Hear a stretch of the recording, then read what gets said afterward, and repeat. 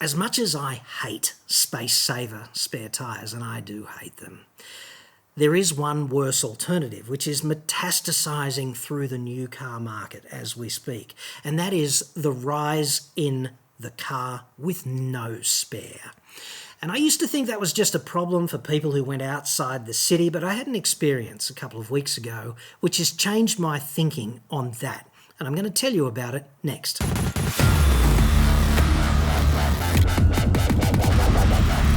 I'm John Cadogan from AutoExpert.com.au, and I get new cars cheap. Australia only. Website. Card.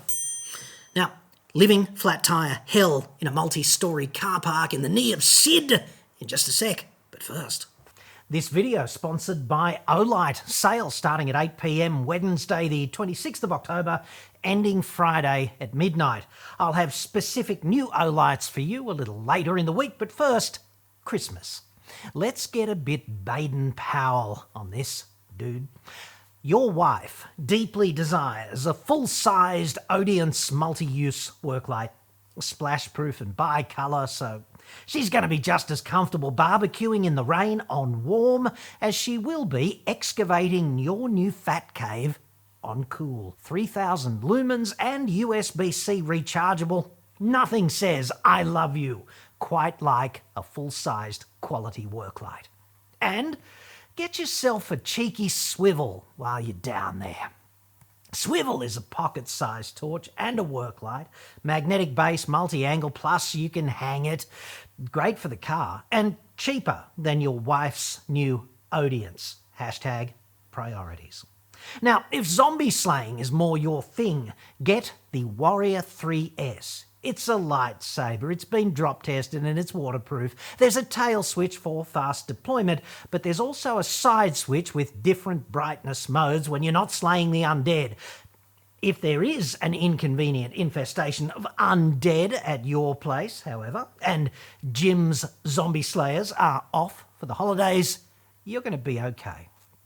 Finally, my favourite Olight, the Warrior Mini 2, which I carry with me every damn day.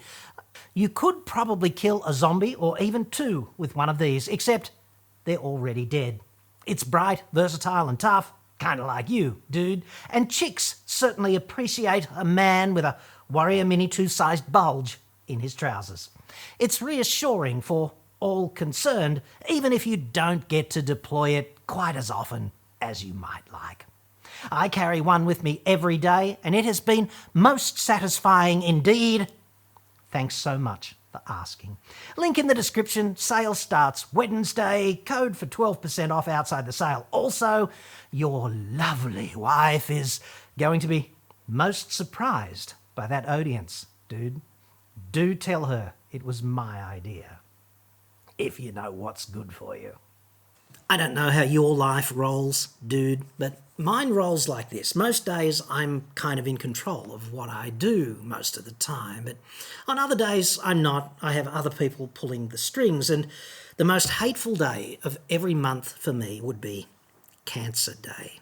I hate Cancer Day more than any other day because that's the day where I pick up my ageing father and I take him to the hospital for his cancer treatment. And before there's the outcry of support, that's not what this is about, okay? It's just a hateful day that puts me in a particular frame of mind, but if you are motivated to say whatever about that, then I appreciate the sentiment, and he's doing quite okay, subject to being 86 years old and having his DNA betray him. They've got a miraculous new treatment for melanoma, and it's apparently working, so fingers crossed, dude, but fair to say that at 86, you're not planning for the next 20 years. How am I going to be able to fund my life in 20 years' time? And he's a realist about that too. So anyway, I go to the hospital, which is in the northern suburbs of Sydney, so it's full of affluent dudes with problems. And we go to the car park, and the smart money in that car park, I know it so well now. I never wanted to know the topography of the hospital as well as I know it now, but I know it pretty well now. And you should park on level 4 at the Sand, pro tip, because that's the level where you can just walk straight across into the main entry level of the hospital. So there, counterintuitively. Now, I've just come back from dropping him off. We've had the usual sunny disposition chat with the oncologist, and I've dropped him off for his 2-hour infusion, and I'm heading out. I'm going to pick him up later. So I'm train spotting through the car park because there's often some interesting rich folks' cars in that car park. And I see a plug-in hybrid. And I'm not going to name it because all plug-in hybrids that I'm aware of, and all EVs and plenty of other cars as well, have no friggin' spare. So this is a common problem, although it would suit me to demonise this particular car, but they're all in the same boat. Who has that many rocks in their glass house, honestly? Anyway, I'm walking past this car and it's listing down to one side on the rear bumper. It's like this. And I go, it shouldn't be doing that. So I have a look and the front right-hand tyre is kind of flat. And I go, that's going to be double whammy of depression for the person who comes back to retrieve their car after whatever at the hospital. It's hardly ever good news, unless, of course, you're in the maternity ward giving birth to another member of society, because that's what the human race needs, more people. Anyway, the people are in the car, and it's a woman about my age, and she's sitting next to her elderly father, and I'm going, this is like a window. Anywho, I tap on the window and I say, got a flat tyre? And she goes, yeah, I thought I did. And I go, have you got time? I could help you if you like. And she goes, oh, that'd be lovely. And we pop the boot and get out the mobility kit. And I mosey on up to the front of the car and I kind of look down at the tyre, and there's 2 holes in the sidewall that you could basically put a couple of fingers in. So I look at the mobility kit and I go, useless as tits on a bull, dude. I didn't say that to the woman. She was sort of, well-heeled and, dignified. So I thought I wouldn't inflict my YouTube character on her. She didn't deserve that. So we went down this track of how do you get out of this fix? How do you get back to the point where you can drive? And every option, they've only got one car. Hubby is like tens of kilometres away and he has no ability to rescue her, no easy ability to rescue her. And roadside assistance, because brand of car comes with roadside assistance, and they're definitely still in the gun for that. And the only problem with that is what you do with a car like that with a flat tyre is you tow it. How the hell do you get a tow truck onto level 4 of a multi-storey car park? You're going to have to do one of 2 things, aren't you? You're going to have to come with a jack and a jack stand and jack the car up, pull the wheel off and get another car and drive it off to a tyre retailer and get them to fit the tyre and then drive back and repeat that process.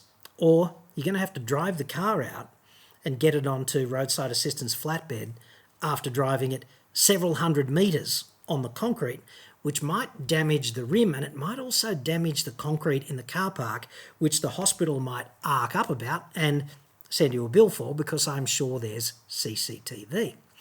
So we go down this track and I say, well, you have to ring roadside assistance and you're going to have to tell them what the problem is and tell them that the mobility kit is not going to help, and see what they say, because they might have a miraculous solution to this problem. But as I see it, what was going to happen was they're going to have to get that car onto the truck somehow. The roadside assistance mob might have to go to a dealership and purloin a wheel and tyre from the dealership and fit it to the car and drive the car down and tow it, and then tow it to a tyre retailer, and then they'd have to ring around and find the right retailer, which has got the right tyre, and then get that fitted at the tyre joint, and she's away. And I thought, what a hell on earth solution to what would otherwise have been a 10-minute problem solution gig, right? If that car had had a space saver spare tyre, 10 to 12 minutes, I would have had the space saver on the car and she would have been mobile again. And I felt like a failure, frankly, because I really was unable to help her in the moment. And she was dropping her father off on a similarly seemingly depressing sort of excursion into the health whatever. And don't get me wrong, I'm not down on the health system. The best time to have cancer is right now, because 20 years ago, much more Dickensian, okay? And the best time to have cancer will be in 20 years' time, in 20 years, sort of thing, okay? I'm not down on them at all. I'm just saying it's not fun. It's not like going to the friggin' movies, is it, if they just had a space saver, could have been solved. So there is this conversation philosophically that happens with all car makers, right? And you've got the product planning engineering types against the bean counters. And the bean counters want to get rid of that spare because you can save $10 per car, maybe more, by getting rid of it. It's easy to axe and it gives you room for the battery and all that stuff. And I used to think, because I wasn't thinking hard enough about this predicament until this particular light bulb friggin' moment the other week, when this doesn't just happen out in the boonies. This happens in the middle of the most populous city in the country, right? So instead of just dealing with the stress of dropping her father for some procedure at a hospital at his advanced age, she's also got to deal with the stress of solving this problem in the background, which could have been completely overcome in 10 to 12 minutes had that car just had a space saver. In other words, had the product planners and the engineers beaten the bean counters on that one. So this is directly to you if you are one of those asshole bean counters at a car maker and you are advocating for the abolition of the space saver or the full-size spare, then shame on you, dude, because you really are doing the end user a terrible disservice. And the other piece of advice here, obviously, is that you should check the spare tyre before you buy a particular car, because that space saver is really a liability on the highway, but it would get you out of trouble in situations like I just described. But no spare, which eco cars and EVs and plug-in hybrids are increasingly infested with, no spare at all, that is a freaking disaster. And incidentally, the reason this happened, right? She's a little bit stressed, the driver of this car, a little bit stressed on the day.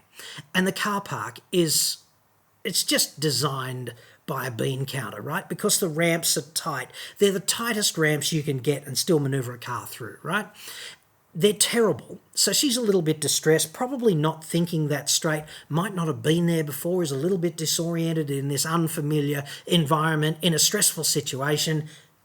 She biffs the curb and it slices the tyre. Car starts to feel funny. She pulls into a parking spot. A few minutes later, I turn up. And one bean counter decision different, that could have been a frown going upside down. Just saying, dude.